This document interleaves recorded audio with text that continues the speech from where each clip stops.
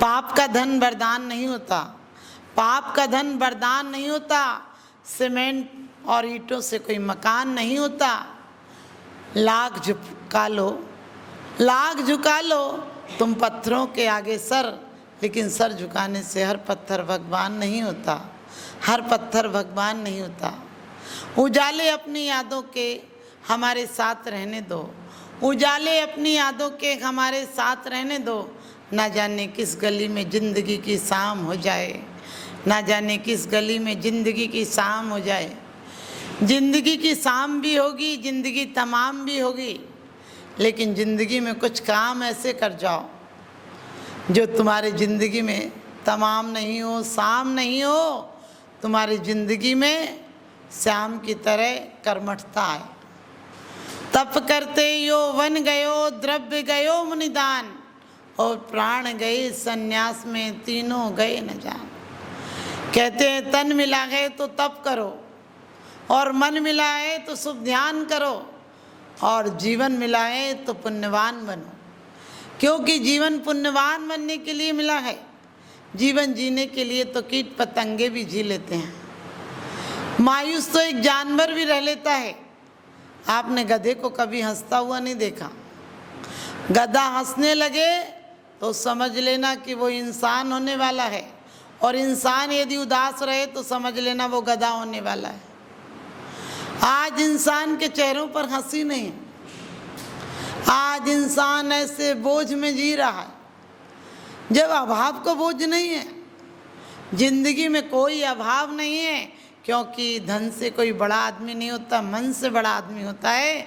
धन के अंबार लगे हों लेकिन मन में कोई कसक हो तो अच्छी नहीं लगती बात। और वही हमारे जीवन में आ गया, हम असंतुष्टि को पूजा समझने लगे। कोई बहुत बड़ा आदमी बन जाता है, 10-20 फैक्ट्रियां खोल ले, दुनिया में नाम हो जाए, अरबपति खरबपति हो जाए, तो आप कहते बहुत बड़ा आदमी है। जबकि हमारे आचार्यों ने कहा है धन्य धन्य गे जे जीव नरि भव पाए यह कारज किया। कौन सा कारज किया? 1,18 घोड़े चौड़े 84 लखाती, और कहते इत्यादि संपत्ति बहु तेरी, बहुत कुछ छोड़ा। लेकिन वो संपत्ति छोड़ने के बाद भी कैसे छोड़ी? जीर्ण तृण सम त्यागी। एक बार समझ में आ जाए कि मौत छुड़ाएगी या हम छोड़ कर जाएंगे। जैसे आप समझ गए, यदि कोई खुद देता है तो दानी हो जाता है, और कोई छीन ले तो डकैती हो जाती है। दे दे तो दानी हो, से आप दे देते हैं और कोई छीन लेता है। दे देते हैं तो आपका सम्मान होता है। अपने बच्चों को वो आदतें सिखाएं जो वो आदतें आपको बुढ़ापे में आपको समाधि मरण की तरफ ले जाएं। आप अपने बच्चों को तप करना सिखाएं। आप करते हैं तप, क्योंकि आचार्यों ने कहा है कि तप से जीवन कुंदन बनता है, तप से जीवन सुंदर बनता है, और तपस्वियों की आराधना करने से हमें उच्च कुल की प्राप्ति होती है, सुंदर रूप की प्राप्ति होती है, स्वस्थ शरीर की प्राप्ति होती है, हमारा वीर्यांतराय कर्म का क्षय उत्सव बढ़ता है। इसलिए हम तप को करें, लेकिन जैसा तप आप करते हैं, आप शरीर को ताप करने के लिए क्रोध में, अहंकार में, मान में तप करते हैं, वो तप नहीं है, वो आपको कलेश है, झगड़ा है, द्वंद्व है, वो आपको विनाश की तरफ ले जाता है। लेकिन तप करे तो आचार्यों ने कहा है अनशन, ऊनोदर, व्रत परिसंख्यान, रस परित्याग, ये सब तक करें। आप करते हैं अनशन, जब कभी बहुत बिजी होते हैं, डॉक्टर ऑपरेशन के लिए बोल देता है, तो आप 4-4, 5-5 घंटे पहले से कुछ नहीं खाते हैं, कुछ नहीं पीते हैं। कभी कभी होता है आप बहुत सदमे में होते हैं, बहुत दुख में होते हैं, बहुत विषाद में होते हैं, आप भोजन नहीं करते हैं। लेकिन कहा है कि आर्त और रौद्र परिणाम होंगे, हमारे कलुषित परिणाम होंगे, हमारे नकारात्मक विचार होंगे, तो हमारी बुद्धि विचलित होगी, हमारे शरीर में कमजोरी आएगी। और यदि हमारा सकारात्मक सोच होगा, आप वही कभी कभी प्रेम में नहीं खाते हैं कि किसी के आने का इंतज़ार करते, वो आ जाएगा तब खाएंगे। उस प्रेम में आपको शक्ति मिलती है। इसलिए अपनी शक्ति को प्रेम बनाएं, करुणा बनाएं, शक्ति को क्रोध नहीं बनाएं, क्योंकि कहा है तप करते यौवन गयो। लोग कहते हैं बुढ़ापे में तप कर लेंगे, हमने कहा जब आंखों से दिखाई नहीं देगा, जब संतरा नींबू नजर आएगा, जब भिंडी हरी मिर्च नजर आएगी, जब बच्चे भी ठीक से नजर नहीं आएंगे, तब क्या परमात्मा नजर आएगा?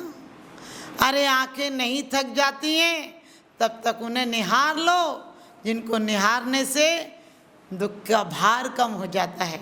निरखो अंग अंग जिनवर के, जा से झलके शांति अपार। जो देखते हो तुम वही हो जाते हो।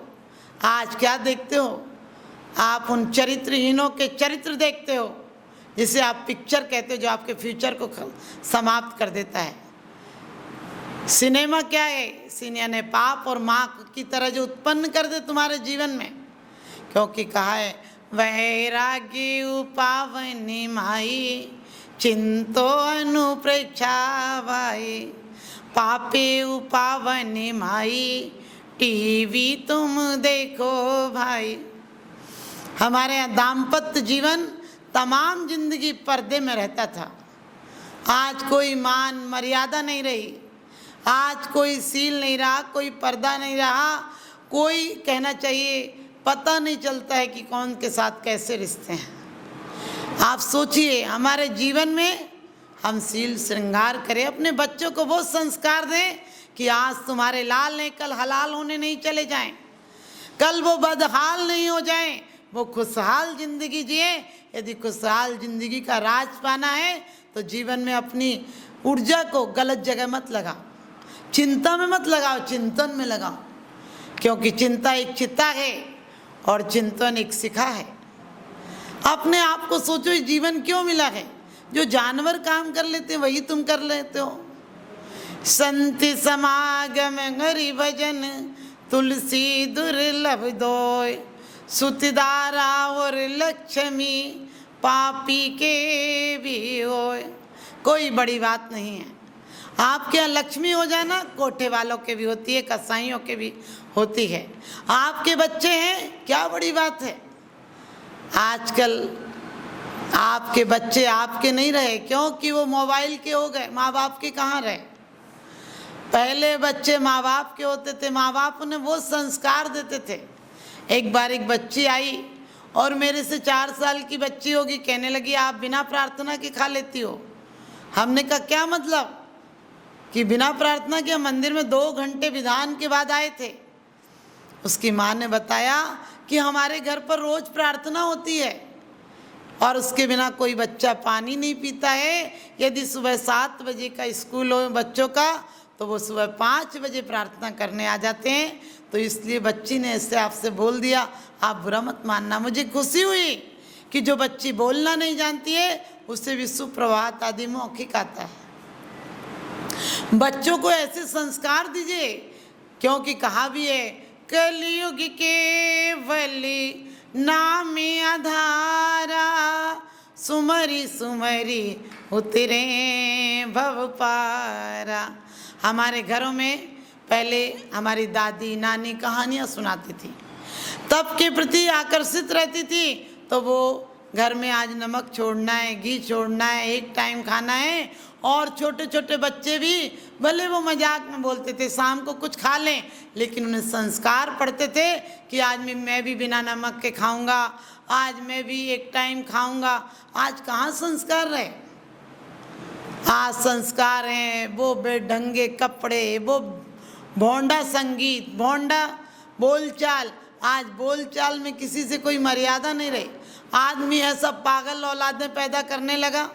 आप समझ गए आजकल का अंग्रेजी कॉन्वेंट में पढ़ा लिखा बच्चा में स्कूल से पढ़ पढ़ के ऐसा आता, वो किताबी कीड़ा होके रह जाता है। वो मंदिर में आता तो ऐसे खड़ा रहता जैसे बेबुद्धि का आदमी हो। उसे नमस्कार करना ही नहीं आता है। चुस्त कपड़ों से शरीर मेरा जाम है, झुक नहीं सकता भगवान, इसलिए स्टैंडिंग में ही तुम्हें प्रणाम है। आप सोचो हमारे ये बच्चे जैन धर्म को चलाएंगे क्या? अगर हम उठ नहीं सकते तो उठ जाएं जमाने से, बचेंगे पूर्व लोगों पर बुरा धब्बा लगाने से। अगर अब भी नहीं चेते तो मिट जाएंगे दुनिया से, हमारी दास्तां भी ना होगी दास्तानों में। हमें वो काम करना है क्योंकि सागार धर्मामृत में आशाधर जी कहते हैं, रैणसार में कुंद कुंद स्वामी कहते हैं कि तुम अपनी परंपराओं को संस्कार देना, जिससे तुम भी तर जाओगे। और तुम विवाह जैसे संस्कार क्या है, विवाह एक शुभ संस्कार माना जाता है। विवाह में भी लिखते शुभ विवाह है। हमारे भारत में हम लाभ नहीं चाहते थे, हम पहले शुभ चाहते थे, फिर लाभ चाहते थे। हमारे घरों पर लिखा होता था शुभ लाभ, अब शुभ तो गायब हो गया, शुभ की तरफ कोई जाता ही नहीं। ना उसके अंदर धर्म ध्यान है, ना उसके अंदर आज्ञा विचय, ना अपाय विचय, ना विपाक विचय, ना संस्थान विचय, ना कर्मों का चिंतन करता है, किसी दूसरों को दोष देता रहता है। पट्टी सुसाफ करता नहीं घाव धोता, कैसे तुझे सुख मिले दुख बीज बोता।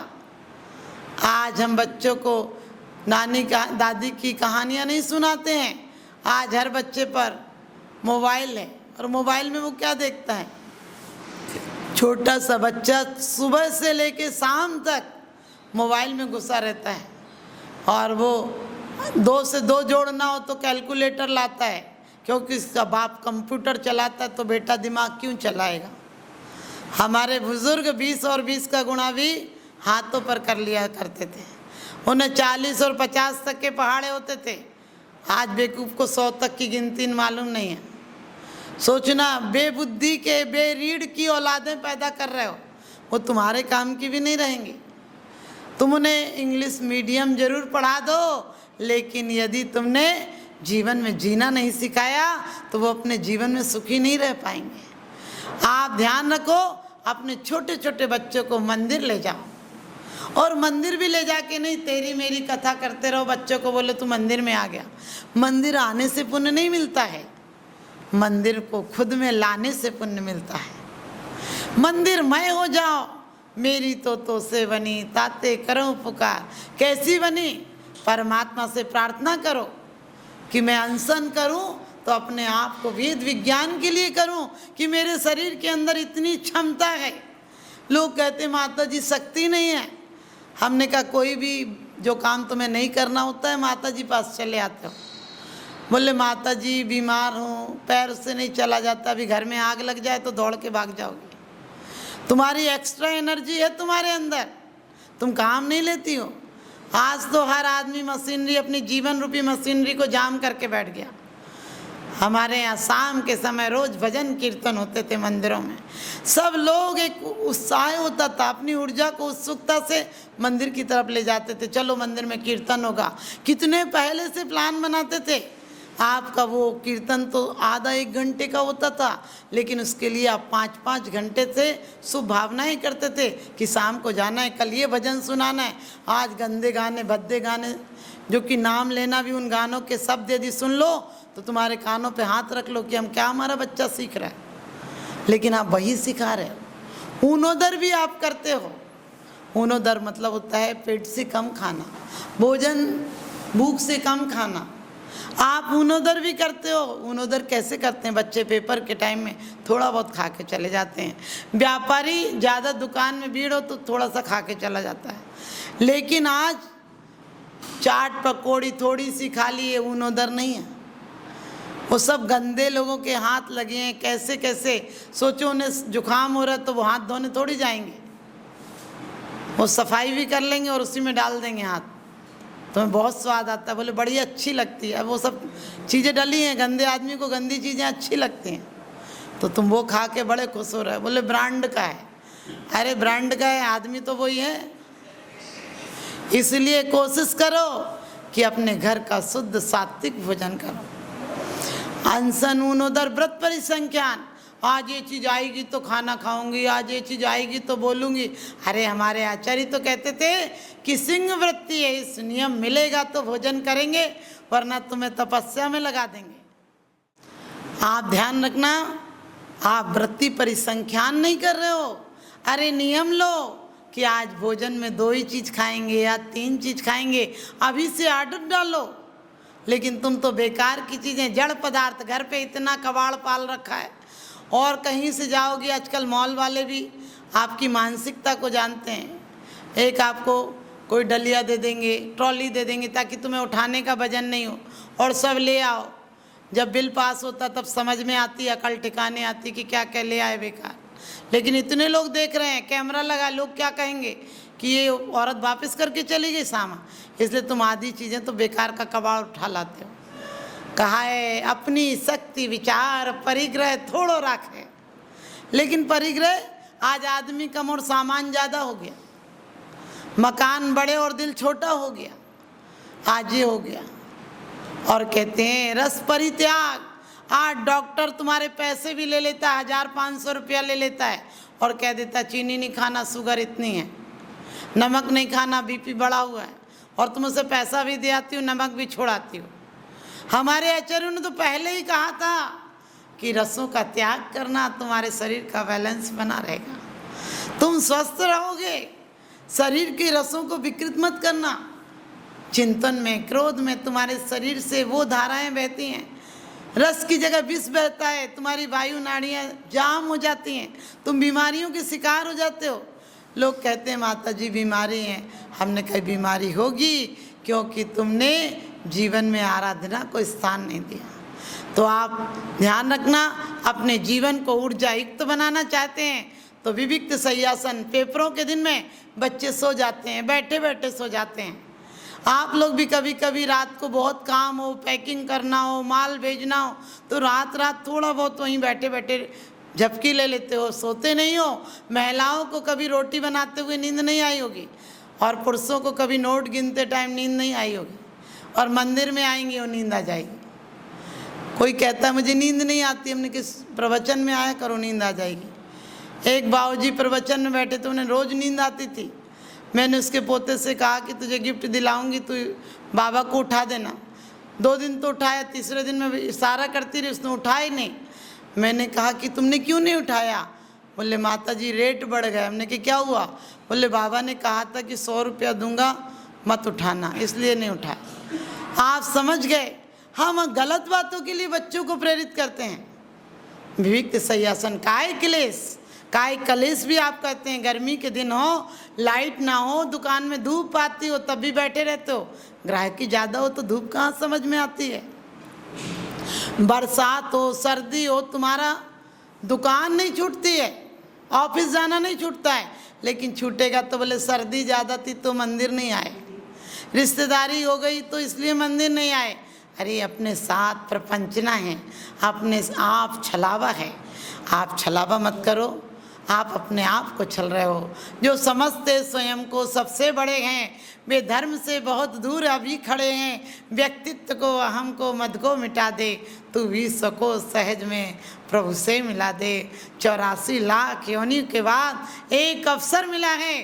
जो तुम्हारे पास धन है उसे अच्छी जगह लगा देना, उन पर लगा देना जो तुम्हारा धन लेकर इसी समय, इसी जीवन में तुम्हारे जीते जी आराधना में बैठ जाएं तो तुम्हारा धन सफल हो जाएगा। तन मिला है, तुम्हें मनुष्य का चूल्हा हर बार नहीं मिलता है, और मिल भी जाए, सब कुछ मिल जाए तो जैन कुल नहीं मिलता है, और जैन कुल मिल जाए तो सांगोपांग और सस्ता नहीं मिलती है। तो तुम्हें मिला है तो इसे तप में लगा देना, त्याग में लगा देना, वैयावृत्ति में लगा देना। हमारे भीम, अर्जुन, द्रौपदी, श्रीपाल आदि ने जब अवहेलना की तो पाप का बंध किया, जब आराधना की तो मोक्ष के राही बन गए। आप सब भी मुक्ति के राही बने, मोह से हटें, मोक्ष में लगें, आप जीवन में उन्नति करें। किसी की 100 वर्ष की ज़िंदगी से कुछ नहीं होता, किसी की 2 वर्ष की ज़िंदगी 100 काम करती है। आपकी रही सही ज़िंदगी 100 काम करे, आपका जीवन सार्थक हो। आपकी मौत आपका प्रमाण पत्र देगी कि आप क्या जीवन में करके गए थे। तो हमारी मौत, हमारा संन्यास मौत हो, हमारी मौत समाधि मरण हो, और यही जीवन का अंतिम लक्ष्य हो। हम मर के शमशान नहीं जाएं, हम निर्वाण जाएं। हम राग से पैदा हुए थे, ये हमारी मजबूरी थी, हम त्याग से जाएंगे, ये हमारा पुरुषार्थ होगा। पावन पुरुषार्थ प्रकट होवे, मैं निजानंद में लीन रहूं, तुम आवागमन विमुक्त हुए, मैं पास आपके जातिष्ठ हूँ। यही पुरुषार्थ हो कि हम परमात्मा के पास